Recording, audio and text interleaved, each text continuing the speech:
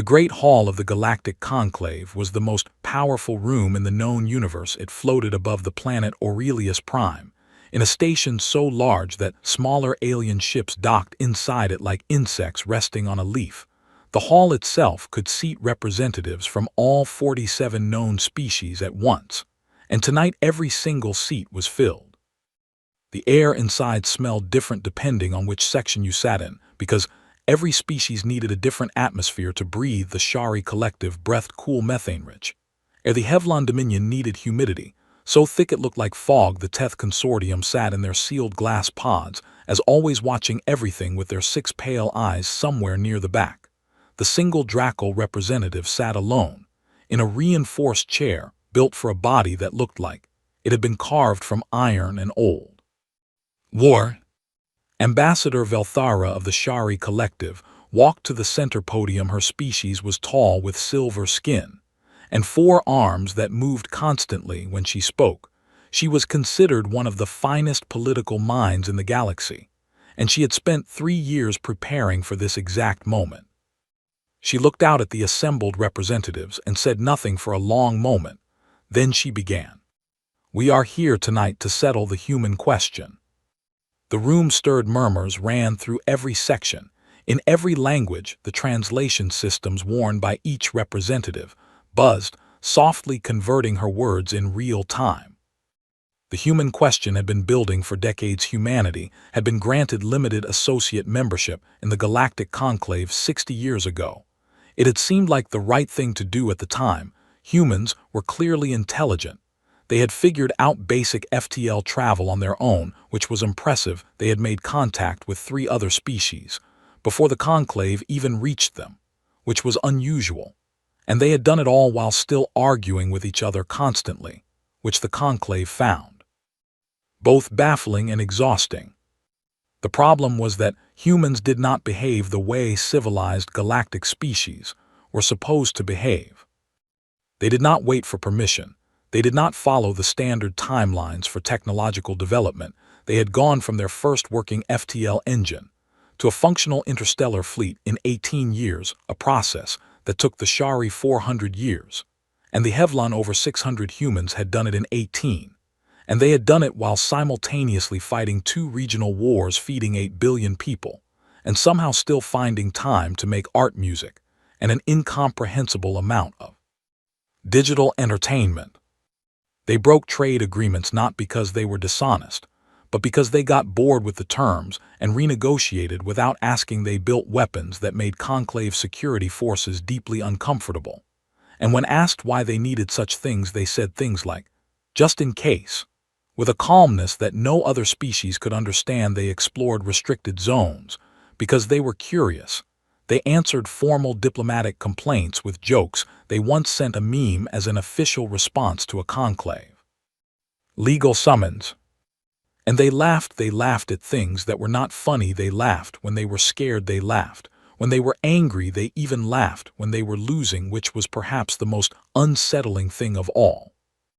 Velthara laid it all out clearly, and without emotion she listed every violation, every treaty breach, every unauthorized expedition, every moment where humanity had ignored Conclave authority and done exactly what it wanted. She was thorough. She had 40 years of documentation. Then she presented Exile Resolution 7. The resolution was simple. Humanity would be confined to the Sol system permanently. A quantum lattice barrier would be constructed around their star, cutting them off from all FTL lanes, all trade routes, and all galactic communication networks.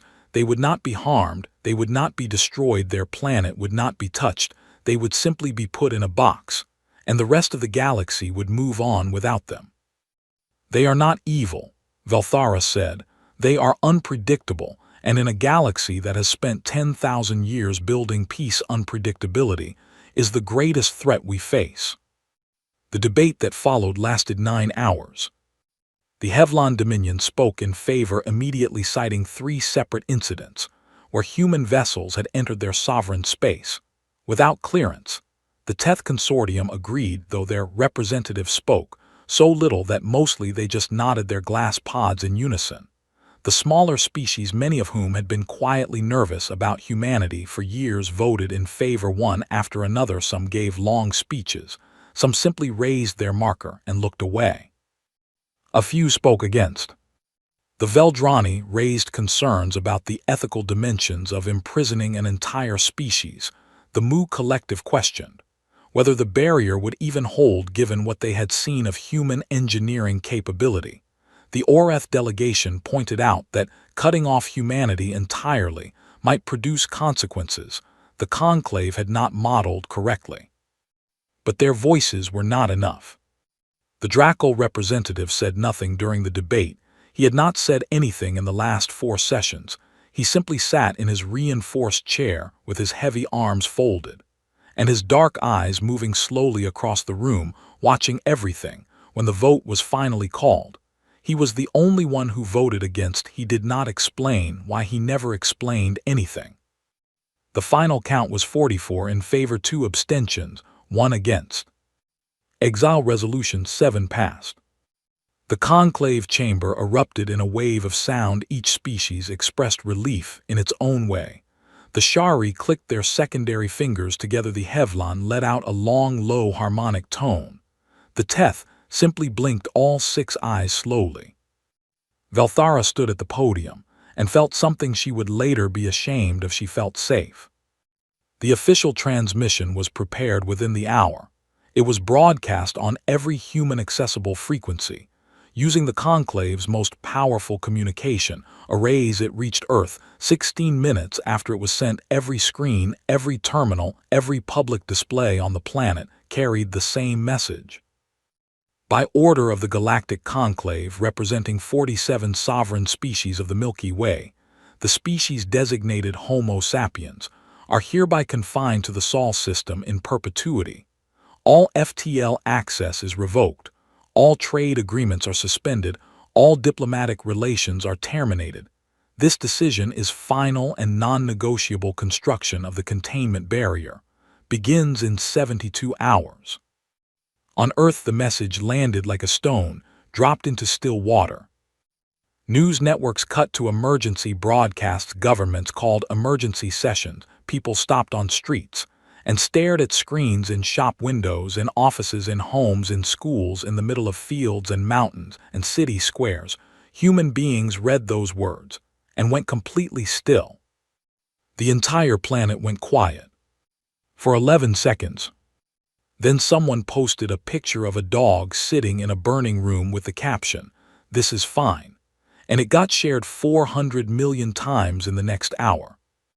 The jokes came fast, and they came from everywhere. Dark jokes, angry jokes, jokes so absurd they looped back around to being terrifying. Late-night comedians did entire sets that were equal parts fury and humor. Politicians gave speeches that started serious and ended with the crowd laughing through clenched teeth.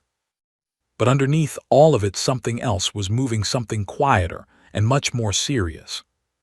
In the offices of every major space agency on the planet, engineers and scientists pulled up their classified files and began working in military command centers. Generals looked at each other across tables and said very little. In underground research facilities that most governments had not officially admitted existed, the lights came on and stayed on.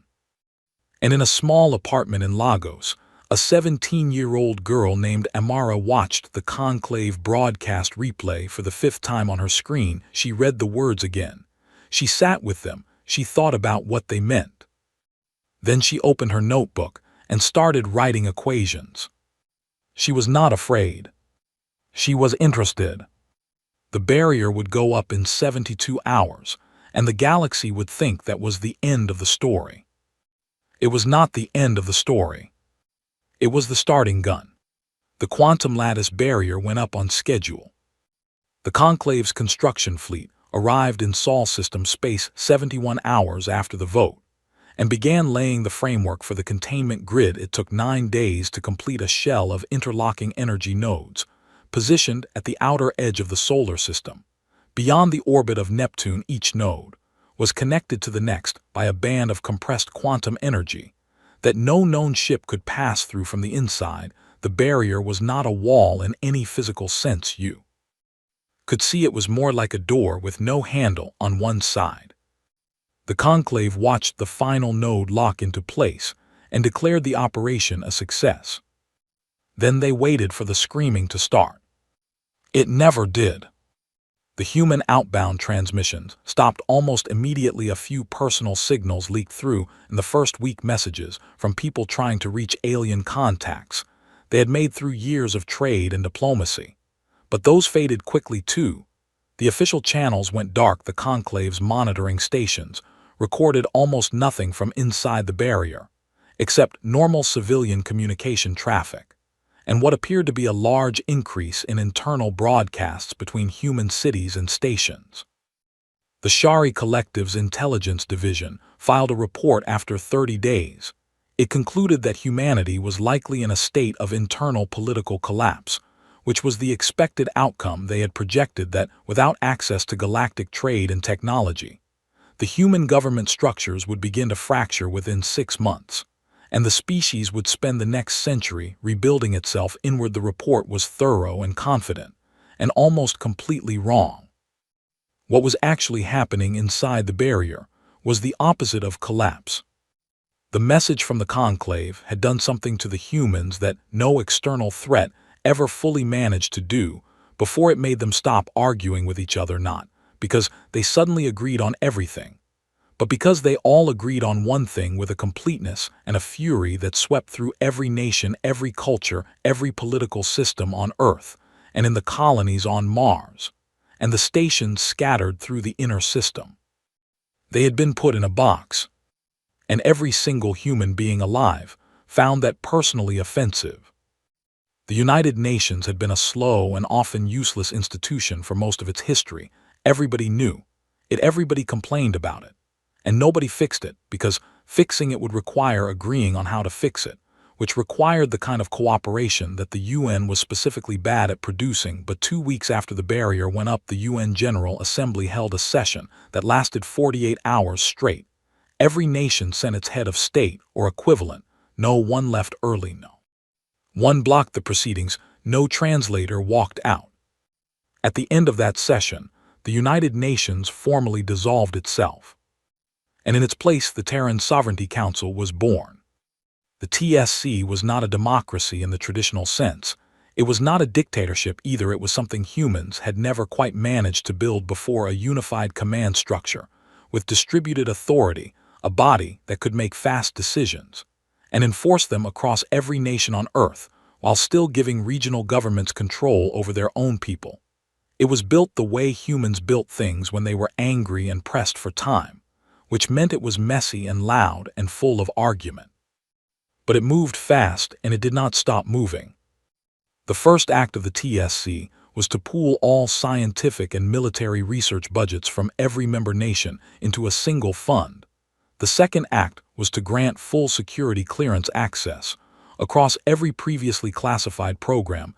Every nation opened its files, every black project, every experimental engine, every theoretical weapon, every half-finished idea sitting in a drawer somewhere, because the funding ran out, was put on a shared table. The people who walked into those rooms and saw what humanity had been quietly building in separate corners looked at each other the same way. There was a lot of swearing. Then there was a lot of work. The research teams that formed in the first month were unlike anything the species had assembled before, because the old barriers were gone. No more national competition, no more classified firewalls, no more budget fights. The best engineers from countries that had been hostile to each other for generations sat in the same rooms, looked at the same problems, and found that they thought remarkably similarly when the politics were removed. The directive handed down from the TSC leadership was simple in its phrasing and enormous in its scope. Figure out how to break the barrier, then figure out how to build a better one. No timeline was given, no limitations on method, no restrictions on resources. The only rule was that the work did not stop. In the Conclave's monitoring stations, the analysts watched the quiet interior of the Sol system and wrote reports about expected social fragmentation. They tracked what they thought were signs of economic stress. They noted the reduction in outbound signals as evidence of a species turning inward in defeat. They were professional and careful and thorough. They were looking at the wrong things. On Mars, in a facility built into the side of Olympus Mons, a team of 43 physicists and engineers had been working for 11 months on a problem that the Conclave believed was theoretically impossible. They were trying to understand the quantum lattice structure of the barrier, not to destroy it from the outside, but to reverse engineer the principle and produce the same effect from a different angle. The lead researcher was a woman named Dr. Priya Nair, who had spent 15 years working on theoretical quantum field compression, and who had been considered too abstract and too difficult to fund before the Exile. She had an unlimited budget now. She also had not slept more than 4 hours a night in 7 months, and she seemed to find this funny. The Draal message came through a back-channel relay so old and so obscure that the Conclave did not monitor it. It used a frequency band that had been considered dead. Since a minor interstellar treaty 200 years ago, there were only 11 words in the message, and they were not in any language the Conclave used. When the TSC's translation team finally decoded it, they read it 3 times before reporting it upward. We have waited 400 years for someone worthy of an alliance. We are patient. President Anand Mehta, the first head of the Terran Sovereignty Council, read the decoded message alone in his office. He sat with it for a long time. Then he wrote a reply. It was also 11 words. We are not going anywhere. Tell us what you need from us. Outside the barrier, the galaxy continued its business. The trade routes ran, the Conclave held its sessions, the stars moved on their ancient tracks, and the species of the Milky Way went about the 10,000 years of civilization they had built without humanity, and assumed they would continue without humanity. Inside the barrier, a 17-year-old girl named Amara, who had been writing equations in her notebook for the past year, submitted her theoretical framework to the TSC's Open Research Network at 3 in the morning. It was flagged by an automated system and sent to Dr. Nair's team by breakfast. Dr. Nair read it twice. Then she sent a message back to Amara that said one word. Yes. The galaxy did not hear any of this. The galaxy was not supposed to. The silence inside the barrier was not the silence of defeat. It was the silence of a species that had finally learned what it felt like to be backed completely into a corner. And humans had a very specific and well-documented way of responding to corners. They did not sit down in them.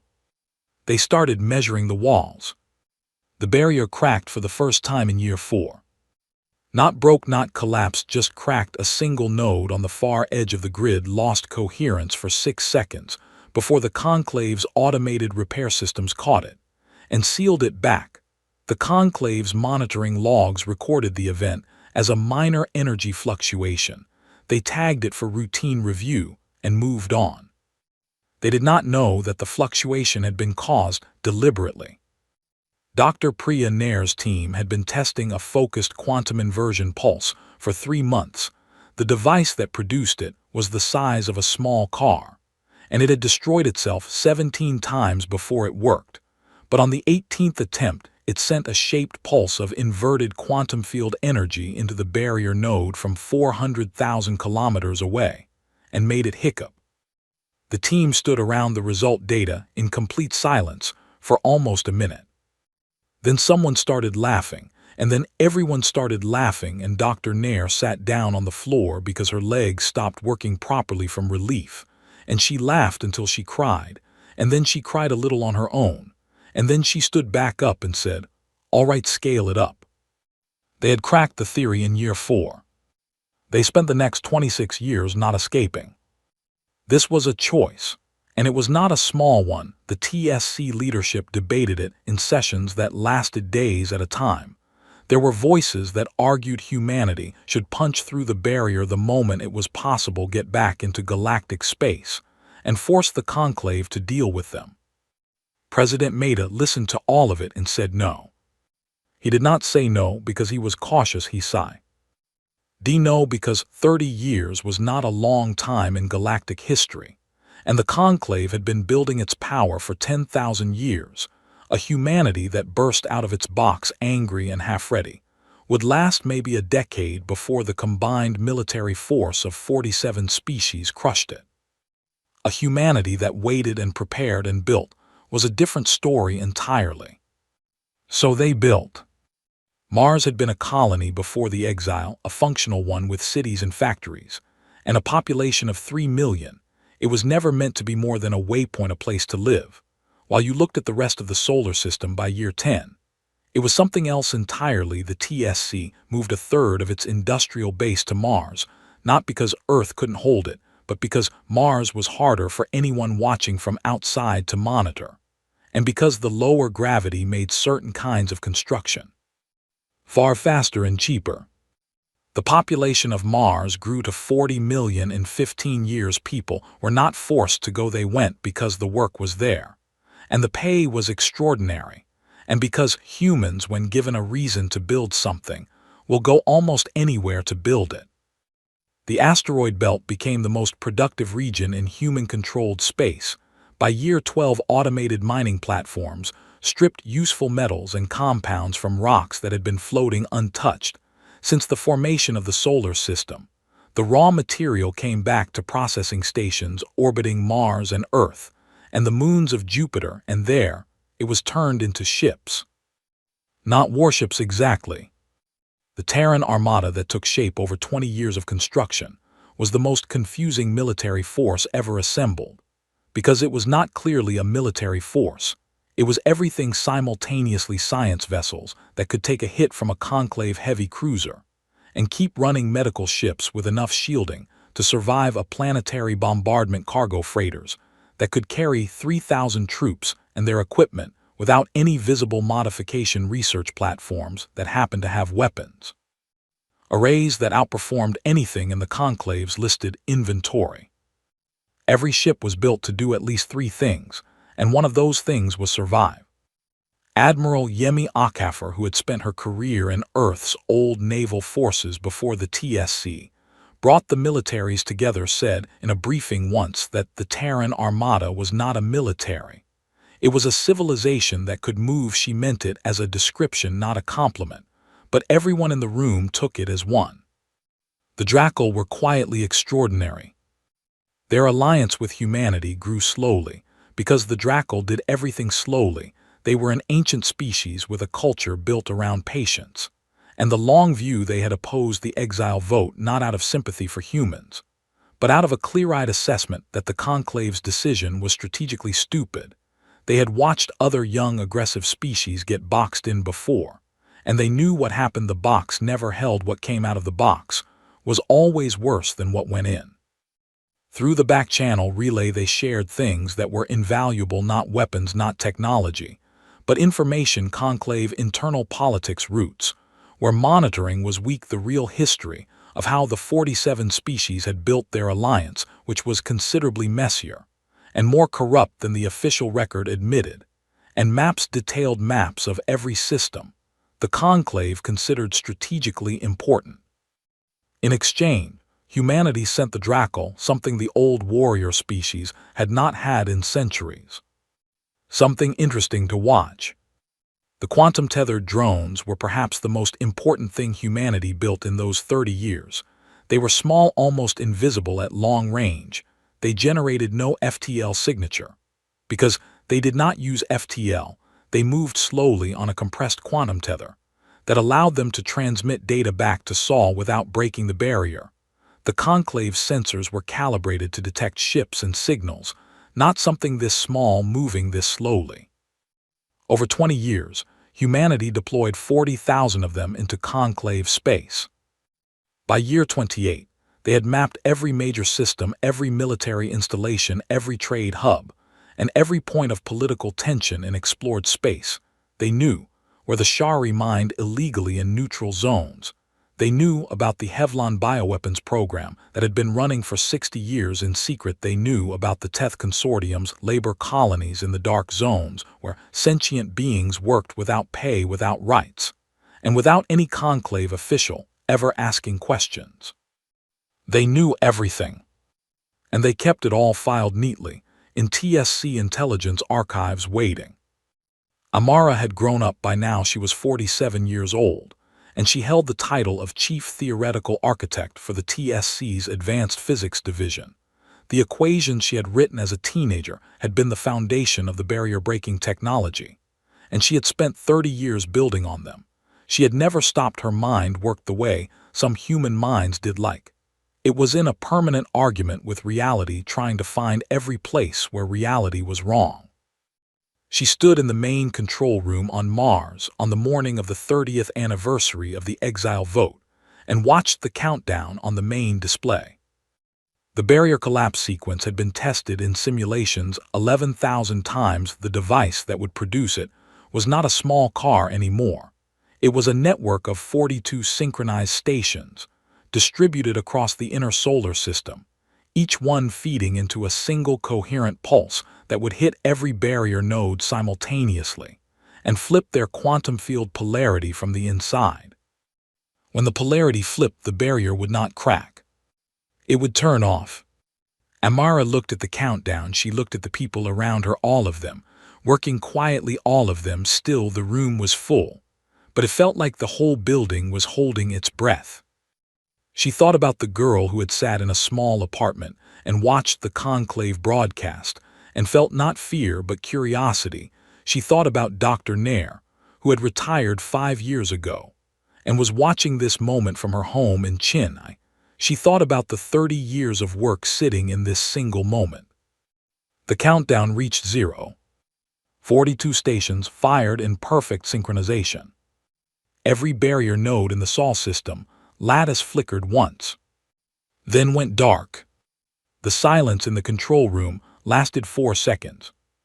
Then Amara said, "Send the message." The message was short. It had been written and rewritten and argued over for years. And in the end, the version that won was not written by a diplomat or a general or a politician. It was written by a 19-year-old intern from the TSC communications office who had submitted it as a joke and found out 3 weeks later that the senior council had voted to use it. It reached the Galactic Conclave's central station at Aurelius Prime 16 minutes after it was sent, transmitted on every frequency. The Conclave monitored simultaneously. It said, "Honey, we're home." The Galactic Conclave received the human transmission at 7 minutes, past the 3rd hour of their standard session cycle.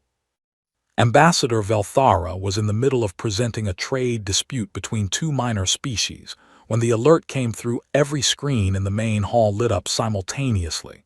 The translation was immediate. The message was 2 words long, and in plain galactic standard, which humanity had apparently been studying and perfecting for the past 30 years. "Honey, we're home." The hall did not erupt the way it had after the vote. It went the opposite direction. It went so quiet that the ventilation systems became audible for the first time anyone could remember. Then the second alert came, and the Terran armada had crossed into Conclave space.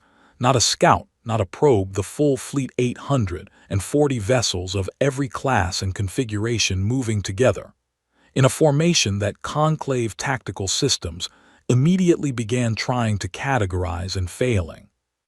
The Hevlon Dominion's military commander scrambled 3 battle groups toward the Sol system's edge before anyone told him to. The Shari activated their planetary defense networks.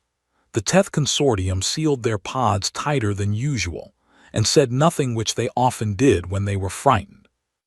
The Terran fleet did not attack any of them. It did not slow down either.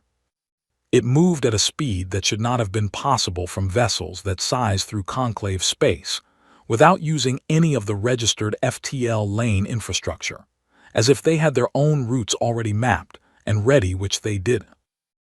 Admiral Yemi Akafer stood on the bridge of the TSC flagship, a vessel called the Armada after its most famous engineer, and watched Aurelius Prime grow larger on the forward display.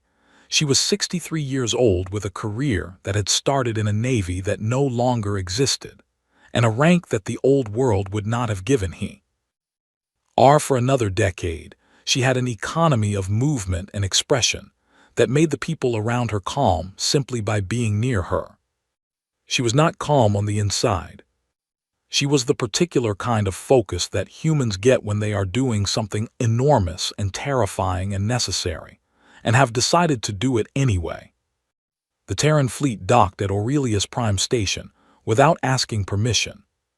This was technically illegal under Conclave law, which several Conclave officials noted loudly through official channels. HFY's communications team acknowledged each message politely, and said the Admiral was currently unavailable and would respond at the earliest opportunity.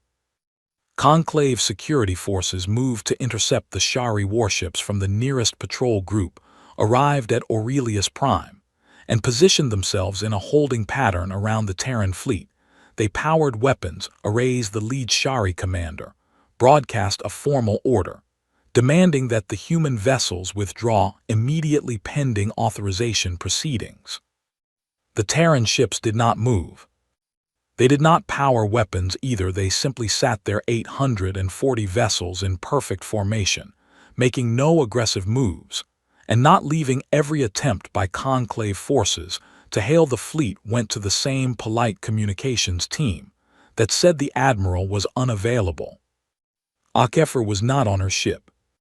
She had taken a single shuttle to Aurelius Prime's main docking bay and walked into the station with a staff of 12 people, all of them carrying data storage units, and none of them carrying visible weapons.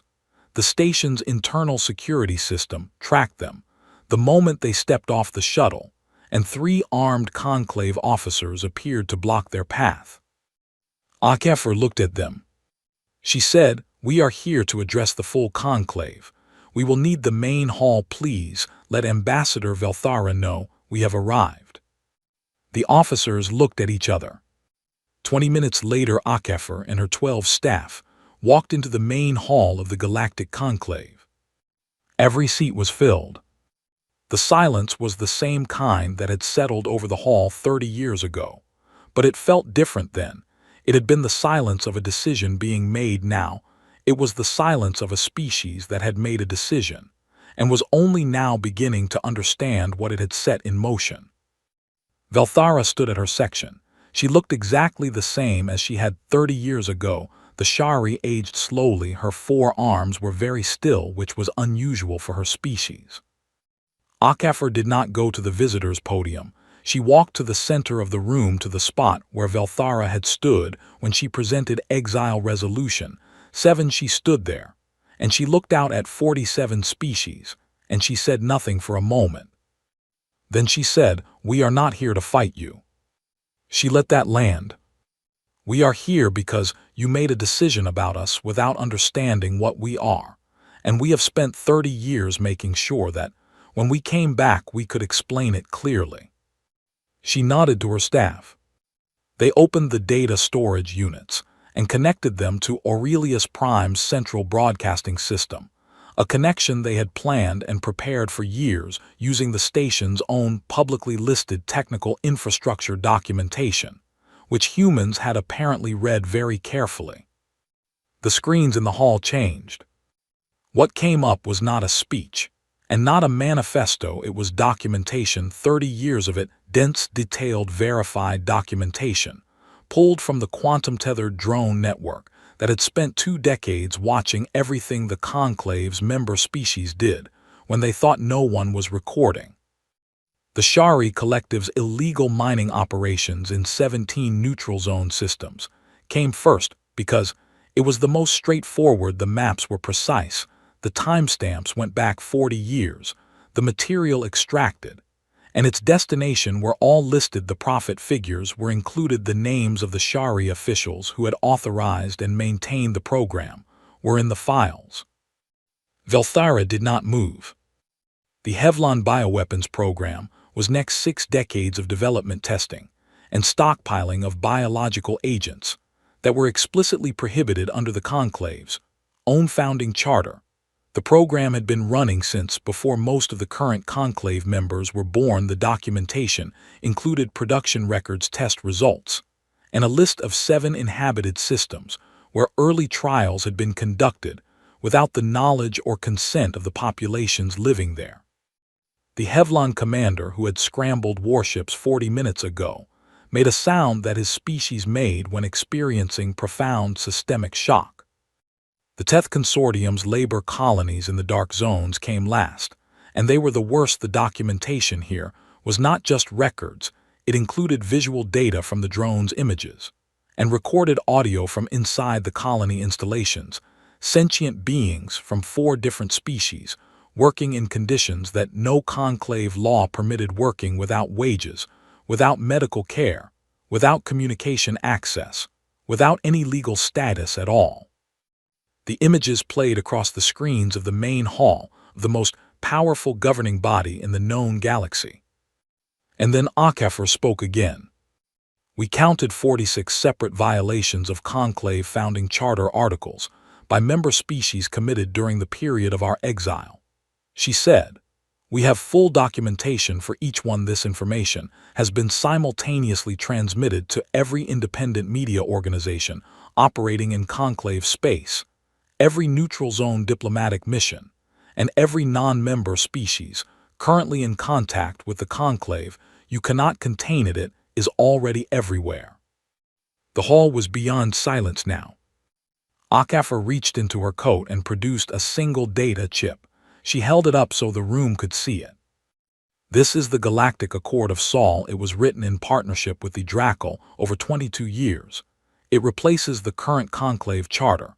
It establishes equal representation for all species, including humanity, with no species having permanent veto authority. It establishes an independent enforcement body with actual investigative power. It protects sentient beings regardless of species membership status. And it opens all FTL lane access to any species capable of safe interstellar travel." She set the chip on the floor of the hall in the center of the room. "The old Conclave is dissolved. You will find the new charter attached." Nobody moved for a very long time. Then the Draal representative, who had sat alone in his reinforced chair for 30 years, without saying a single word in this hall, stood up. He looked at Velthara. He looked at the HFY representative. He looked at the Teth pods. Then he looked at HFY, and he did something nobody in the hall had ever seen a Draal do in a formal session. He nodded. It was not a small gesture for his species. It was the equivalent of a standing ovation, and every species in the room knew what it meant. The Shari called for a recess. The HFY requested legal counsel. The Teth sealed their pods completely. The room became noise and motion, and the kind of barely controlled panic that empires make when they realize the ground has moved under them. HFY walked back to her shuttle. She sent one message to the Terran armada, still sitting in perfect formation outside. "Stand easy, not long now." The Galactic Accord of Sol was ratified within the week, not because the Conclave species wanted to ratify it, but because the documentation was public and the galaxy was watching, and every species had its own population to answer to, and every population had just seen what their governments had been doing in the dark. The old Conclave did not fall because humanity was stronger.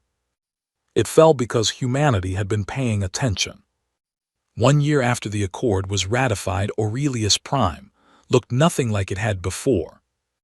The station was the same structure, the same corridors, the same docking bays, the same ventilation systems that hummed quietly through its enormous halls. But the feel of it had changed entirely, the way a room changes when the furniture is moved, and the windows are opened, and new people come in and start talking loudly and asking questions about everything, and suggesting improvements that the people who had been there for centuries had never thought to suggest. Humanity had moved fast, which surprised nobody. The Terran Sovereignty Council had established a permanent mission on Aurelius Prime within 2 months of the Accord's ratification. The mission was staffed by 112 people and operated around the clock because the TSC did not believe in slowing down when things were moving well. Ambassador Sela Voss of the Shari Collective had visited the mission 3 times in its first year, officially to discuss trade normalization, and unofficially because she kept having questions she could not stop thinking about. She had been Valthara's deputy 30 years ago. She had helped draft the original Resoluti. On language, she had voted in favor of Exile Resolution 7 without hesitation. She had believed completely that it was the right call. She was not sure of very many things the way she used to be. She requested a private meeting with TSC President Anand Mehta during his 4th visit to Aurelius Prime. She expected a formal setting, a conference room, diplomatic protocol, the careful language of 2 interstellar powers feeling their way around each other. What she got was a small room off the main corridor of the human mission that had been turned into something between an office and a living space.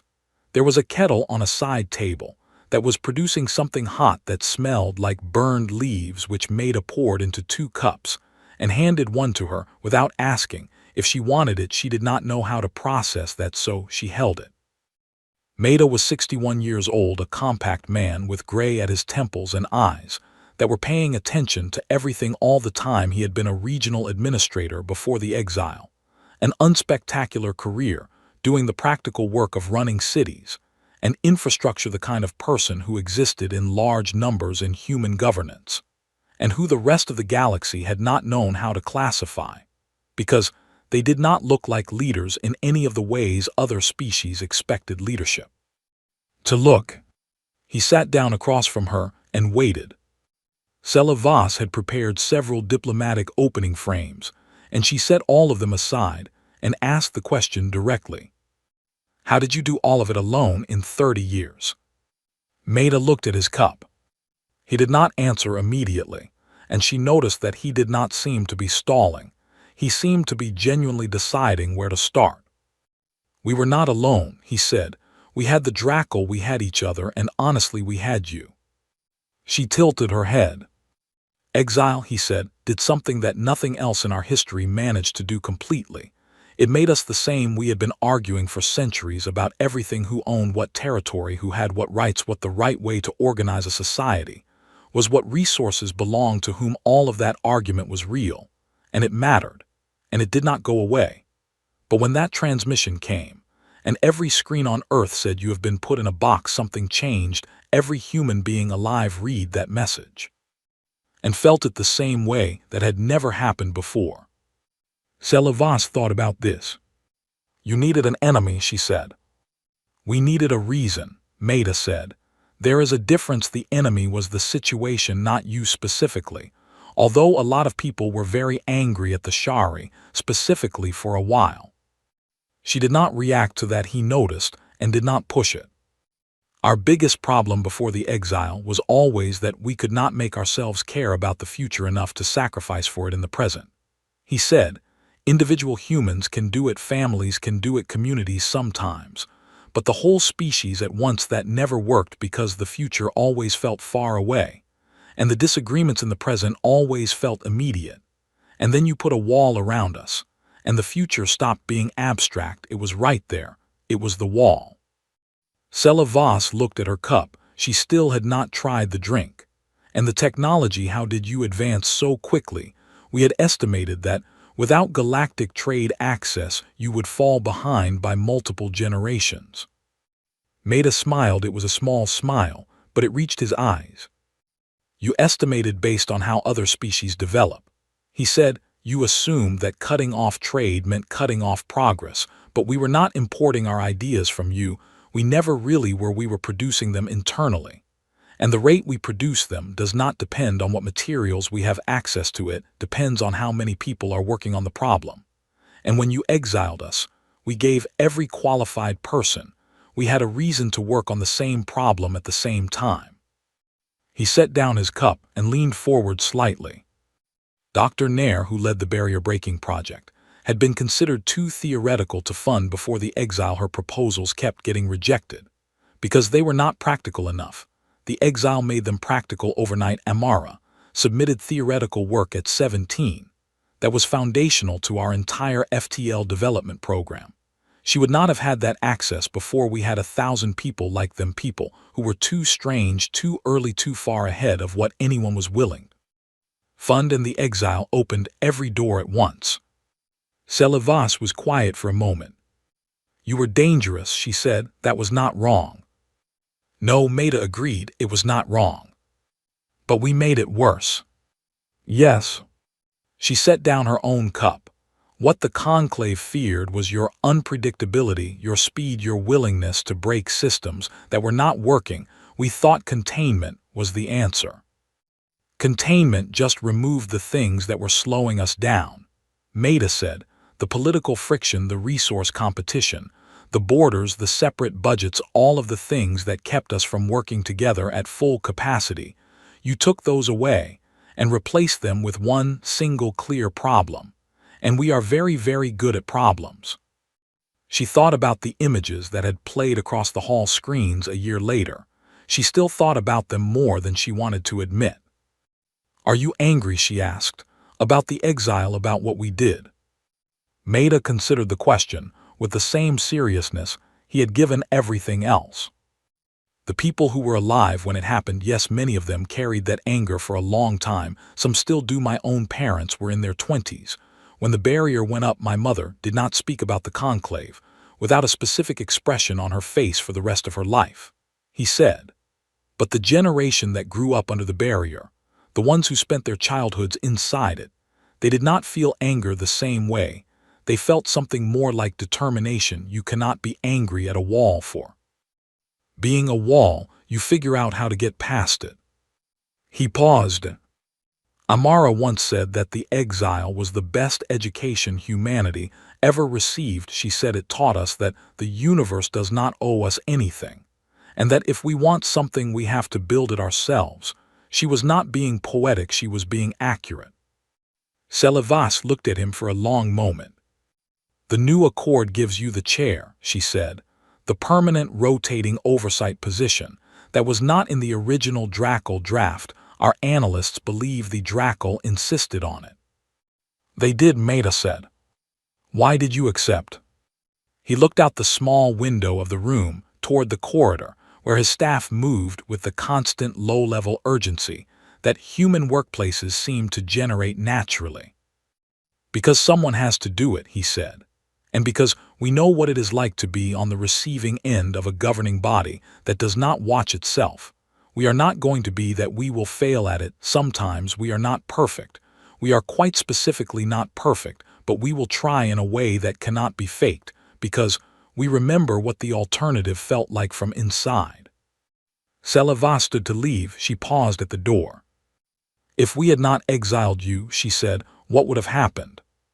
Maida thought about it. Something slower, he said. We would have caused problems and eventually found our place, or not. We do not know. We never got to find out. She nodded slowly and walked out into the corridor. Maida sat alone in the small room for a while. Outside the window, Aurelius Prime continued its work, new sessions being scheduled, new trade agreements being drafted under a charter that meant something for the first time in a long time.